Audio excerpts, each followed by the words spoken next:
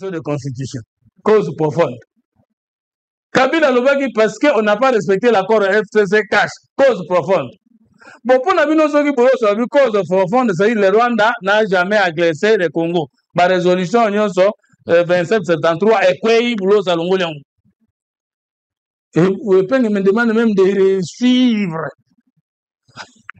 N'évitez pas de pouvoir comprendre le texte. Et puis, vous avez qui connaît l'idéologie de votre parti politique dans le Congo? Si les libéraux sont au pouvoir, les socialistes sont à l'opposition. Le projet politique alternatif Ezali, le projet des socialistes ne peut pas être le même projet de société que des libéraux. Moi, je suis de la troisième voie. Quelle est la vision de l'idéal patriote de mon parti? Notre vision, c'est le développement trial. L'homme a trois parties. L'homme est esprit, l'homme est corps, l'homme est milieu. Quelle est la mission? C'est le message trigamique. Et quel est le fondement? C'est l'alliance nouvelle qui réconcilie le Congolais avec lui-même, avec l'autre Congolais, avec sa patrie. Et pour ça, plus de 16 000 pages, et pour ça, plus de 27 livres que vous allez commencer à suivre. Pour ça, il y a les écrits, il y a les musiques et consorts. À part contestation à régime, vous avez un projet de société connu déjà. Et comment? Oui, nous, c'est les 6 engagements. Et vous, le projet alternatif, c'est quoi? Oui, si la gratuité de l'enseignement, vous avez dit. Nous n'avons pas dit que gratuité de l'enseignement est comme ma dans l'école. Mais on vous pose la question de savoir. Bana Badra qui Mickey, la classe, oui, c'est bon, pour nous contredire dans le fond pour le va bien. Oui, Bana Wana Bana Kokota pour papa na bango dans la moyen à foutre la bango. Mais belé à Bana papa na bango dans la moyen à foutre la bango, te bavanda qui n'anda. Alors, nous on va foutre la maca pour papa na bango dans la moyen pour batikala. Vous nous dites, on ne pouvait pas aborder la gratuité tant que Bana Nyon soit dans la classe. Mais, na biso, na politique sociale, na biso, et ça, bon, politique, vous n'avez pas contredit ce que vous ne connaissez pas. Biso, to tchèque, 3 axes dans la politique sociale. La gratuité, l'accès et la qualité de l'enseignement. Quand son okabouik, Baba Nyon soit ça là tous les jours, ça pour résoudre le problème dans le service national. C'est pour résoudre le problème de la qualité de l'enseignement en ce qui concerne promiscuité à bas dans la classe. Maintenant, vous vouliez que Bana Moussouba Bana Gananda, Kouba Zelati, Moukolo la classe, que vous allez dégager, Nebaye. Et Babo Tignon sur la bande, oh, va bénéficier de la gratuité, Badinga va mettre l'homme à Boko. Qu'est-ce que vous avez proposé? Bissot te propose qui? Gratuité dans la Constitution. Tant qu'à la même condition, Bamoko Bazota, Nabamoussou, Bakot. Accès, et Ninkolobato crée une nouvelle école. Depuis 1960 jusqu'à présent, aucun régime n'a créé de nouvelles écoles pour les Kachisekedi. Des nouvelles unités au Kabila Tika qui des millions d'enseignants au Fouti Bango. Parce que, ils ont la sous gratuité, pas ça, mais si Kazaline, si école les alliés à Moussika, Totongi ba école à Sika. Pour résoudre le problème d'accès, il y a 3 politiques sociales. Gratuité, une chose, accès à l'éducation, une deuxième, et qualité de l'éducation, une troisième. Vous parlez de quoi? Quel est le projet de société de Martin Fayoul en matière de l'enseignement primaire au Batouayebi? Otoyayo Batouayebi. Opposition à la France de la Batouayebi, qui est le projet de société à Macron et Ango. Batonio sur Baboy Macron, Bayebi, qui y a Jean-Luc Malachon et Zaboy. Il y a d'autres Yebi. N'évitez ceux qui sont là. Yebi, tant que le projet de société dans la diplomatie, dans l'armée, dans la jeunesse, c'est pas ça les débats aujourd'hui. Non, mais parce que ça risque. C'est pas ça les débats aujourd'hui. On risque d'ouvrir une page qui va nous prendre. Il y a pas de souci. Allez-y. Il y a que mon temps qu'on sait contrôler. Allez-y. C'est des autres ne sont pas contrôlés par moi. Allez-y. Allez-y, s'il vous plaît. S'il vous plaît. On a rencontré hier. Allez-y. Allez-y, Fumutoto. Tout le monde répond à nous. Na répondre à une question profonde. Maintenant, on parle de. Allez-y. Pourquoi pour expander sur un spectacle à télévision? Non, mais allez-y, frère. Allez-y. Nous t'avons catholique le toi, allez-y pas. Boulot, c'est à lobby Sika. Mais lobby Nini. Oh, tout ça, la quinte, tout le bas qui tout ça, l'intégration, mais tout ça qui population en vérité. Illettrisme politique. Non, il faut pas. Non, ça, il faut quand même être. Illettrisme, ça dit autant guider. Non, ça n'a pas sa place. Bon, d'accord. Ça n'a pas sa place. Voilà. Donc, Accord yango, point D. Nous n'avons pas parlé de l'intégration des forces combattantes. Et intégration à biso et brassage et mixage. Natangango, point D de l'accord, titre nango. Désengagement, désarmement et intégration des groupes armés non étatiques. Le mot c'est intégration. Et ça accord à Washington. Va-t-il en a bien? Pour vous qui Uganga Pamba. Tout en texte. Pour n'avoir que vous avez ennemi à texte. Point 3. Donc 2-3. Intégration conditionnelle dans les forces de sécurité. Ce n'est pas le brassage, ce n'est pas le mixage, ce n'est pas ce qu'Abila a fait. Si c'est quel, c'est le contraire. Toute intégration éventuelle des forces combattantes dans les forces armées de la République démocratique du Congo et la police nationale congolaise, PNC, s'effectue de manière rigoureuse, individualisée. Brassage est individualisé. Mixage est individualisé. Et conditionnel au cas par cas. Et ça brassage, et ça mixage. Vous avez ramassé les mots brassage, mixage, what? Vous avez dit que nous sommes au COSIPEP, tu as dit si était que l'accord d'intégration des forces, des ex-forces combattantes. Oh, ni. Au ramasse qu'un ouan, n'anda qu'on a, n'anda qu'on a. Ou bien c'est la haine de Tshisekedi qui vous fait parler. Individualisé, conditionnel au cas par cas, sur base de critères clairs, y compris l'aptitude physique et morale, en particulier, et le respect de l'absence de violations graves du droit international humanitaire et la loyauté envers l'État et ses institutions. Et ça, brassage, et ça, mixage, quelle est la différence? Brassage et mixage, il faut prendre l'article 12.8. Il y a accord signé entre le gouvernement de Kabila et le CNDP. C'est écrit comme si, net, les partis conviennent de la reconnaissance officielle des grades militaires et policiers de tous les ex-combattants de CNDP. 1-23. Ici, on ne parle pas de l'intégration de CNDP, de l'ACM 23, on parle de cas au cas par cas. Et cas par cas, il faut qu'on ait aussi différence entre brassage et mixage. L'armée de Bemba a été brassée. C'est-à-dire, Batunion Sobakota qui Kabila a décidé, étudier Kaya Mutunamutu, au Congolais, Atanga Wapi, Obéi, Nezani. Mais, Moussou, à côté de Mobimba. Tshisekedi n'a jamais accepté dans un accord de brasser l'armée. Vous avez ramassé ça où? Vous avez dit que la cause profonde, au boulot, c'est APC nouveauté, Ezali, à l'obéli fédéralisme. Mais Yves, merci mon frère. Fédéralisme, non, décentralisation. Non, unitarisme, ça ne divise pas un État. Ce sont des formes de l'État, ce n'est pas la forme de l'État. Ça peut s'appliquer dans un seul État, ce n'est pas un problème. Et là, au moment où grave, et vous voulez donner ce cours à moi, il y a des pays à fédéralisme développés et des pays à fédéralisme sous-développés. Il y a des pays unitaristes développés et des pays unitaristes sous-développés. Donc, ce n'est pas la forme de l'État qui développe l'État. Et Yves l'a bien dit. On peut appliquer. Et d'ailleurs, la Constitution ici est antichambre claire du fédéralisme. Maintenant, Boulot, ça lobby nouveauté, alors que Nanga Lobaki, ceux qui ont eu pouvoir à côté du fédéralisme. En ce moment, nouveauté, na tout n'a qu'une de bino question, sango, question, nous avons dit, Bango Balobi, Boulot, c'est Asopi Biso. Topé Saki, Kwamba, cadeau à flair, rapport au lobby, oh, c'est que tu gagné, na Mindu qui tu gagné à mon abike. Mais il y a tout ni bino, Boulot, c'est on a cause de la biso. Qu'est-ce qu'il a dit de nouveau? Il a parlé de deux processus, Luanda et Nairobi. Il a parlé de deux processus, Washington et Doha. Et qu'est-ce qui est nouveauté? Bon, cogestion. Mais nous botangi accord de principe auquel il va allusion parce que tango azolo balikamboya gouvernance interne. Mais gouvernance interne est allé Rwanda, il faut tanga titre 1 accord souveraineté, intégrité territoriale et gouvernance. Et ça makambo parti moko akokota te na kati ya makambo wana. Natangela bango sango peut-être pas comprendre. Allez-y. Point titre 1 ya accord Washington zanini. Intégrité territoriale et interdiction des hostilités. Et l'Inkolobadi, Makambo Etali Congo, il vous a dit ici, avant tout qu'il y ait un accord à Washington, Kagama donne Baruchou et console, c'est pas naïf, Belgique a Salam Abba, soit ma belle a fait ça au Congo. Mais après accord, nous avons convenu que démocratie, souveraineté, gouvernance interne, Etalité, Moutako, Tanamoninga.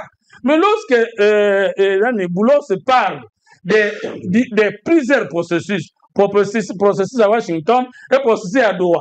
Tant comme na Doha lobby, dès que tu yokani kuna, il y a des questions épineuses qu'il faut savoir traiter, notamment question fédéralisme, parce que la partie Moussou a soulevé que s'ils arrivent au pouvoir, et ils veulent imposer le fédéralisme.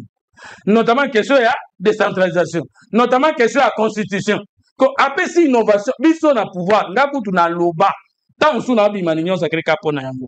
Pona loba soki union sacrée asungi mukonza mboka ko changer constitution tenga na kolongwa union sacrée. Motarelia message wan arele yango na mona, frère sepengeza yote. Moi j'ai dit qu'il y a un problème de constitution.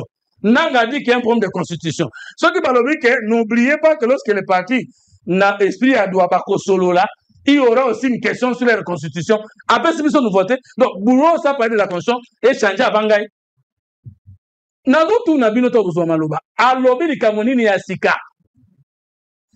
C'est ça ma question. Maintenant quand Epenge veut me raconter qui me disent Yasika, yango, ngana zomo na yango, te. Tokei na li kamotali guerre. Que Pati Alobi, nous avons perdu la guerre. Pati, il y a aussi la communication politique, histoire dans la science. Histoire, c'est une chose, science politique, c'est une chose. Il faut voir les sciences de l'État. On peut perdre une bataille, ce n'est pas synonyme de perdre une guerre.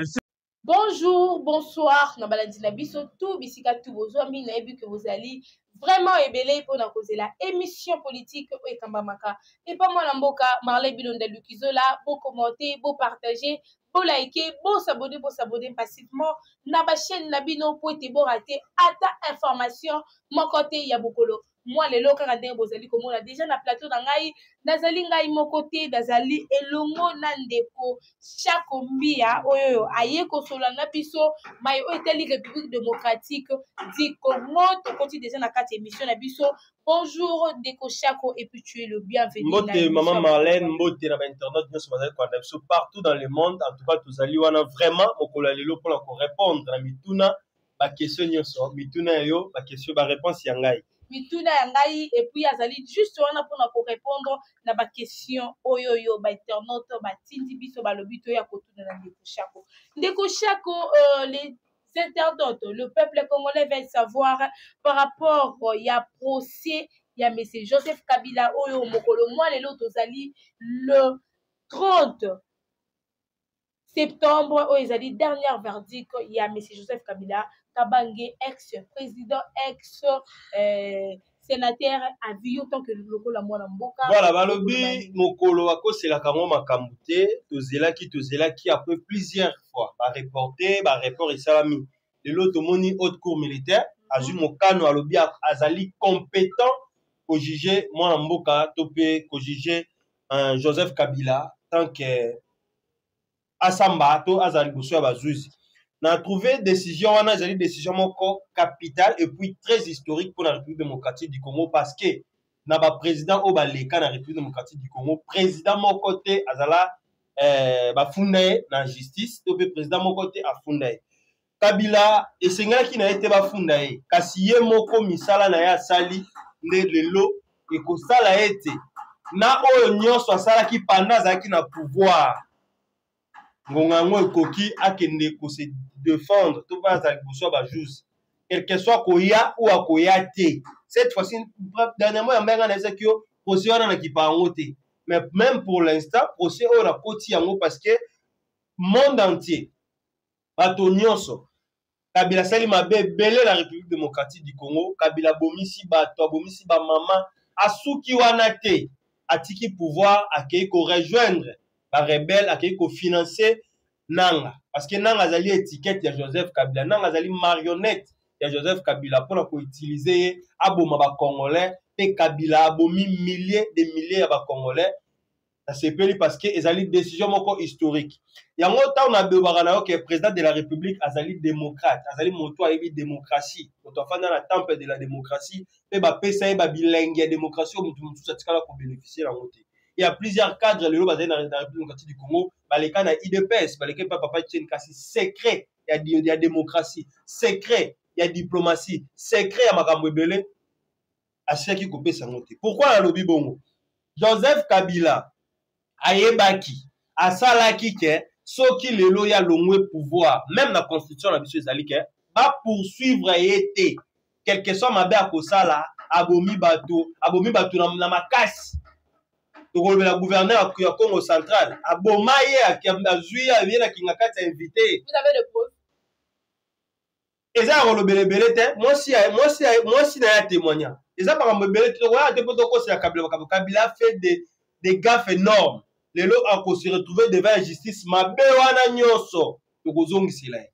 Kabila nyokoli bakongolais mama tikanga naloba Kabila nyokoli bakongolais nyonso wana tokozi. Donc désormais population nyonso bakoanda biso na Kinshasa partout et ailleurs Kabila mabe asala yo pour le moment bongisa dossier tokofunda Kabila même oyo babengaka Mwanza Mbala leki na ye Mwanza Mbala lata komba bakongo à tout à roulage na Willery toyebi yango.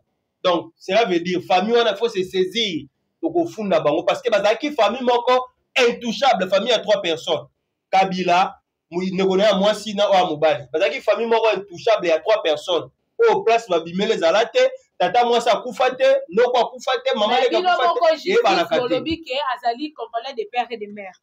De père et de mère kasi biso pe tomona ki pe tata mokambe ekolo azwi pouvoir tomoni pe tata mokambe ekolo ake kokunda oyo ezalaki ndeko papa na ye akufi mais pe ya Kabila tire kosala mata mokolo moko te bandeko ngo donc cela veut dire une famille ezalaka ya 3 personnes. Et puis tolobi que l'état congolais alobaki que Joseph Kabila azali wana etali biso te c'est pas un problème sauf peut juger tant que congolais mais Kabila azali na mabe ebele asali ba congolais Kabila ke ko se retrouver même na ngambu mususu pona koboma ba congolais yango ezali parmi ba biloko kosala te Kabila to juger ye Kabila sengeli atangama Kabila sengeli aya kosala